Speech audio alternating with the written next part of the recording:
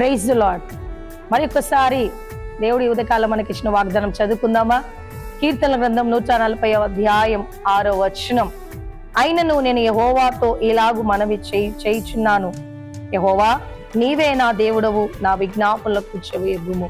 దేవుని బిడ్డలారా, దేవుని సన్నిధిలో నువ్వు ఏ మనవి చేసుకుంటున్నావో, ఏ ప్రార్థన చేసుకుంటున్నావో, ఆయన సన్నిధిలో ఎన్ని విజ్ఞాపనలు చేస్తా ఉన్నావో, సమస్య కొరక, పిల్లల కొరక, భర్త కొరక, ఉద్యోగం కొరక, వ్యాపారం కొరక, కోర్టు కేసులా, ఏదైనా గర్భఫలమా, దేవుని బిడ్డలారా, ఆయన సన్నిధిలో ఏ మనవి చేస్తున్నావో అది మనోపూర్వకంగా ఆయన సన్నిధికి వెళ్ళి దేవుడి కార్యం చేయబోతున్నాడు. నీ ప్రార్థనలకు అన్నిటికీ దేవుడు ఒకరోజు జవాబు ఇవ్వబోతుండు.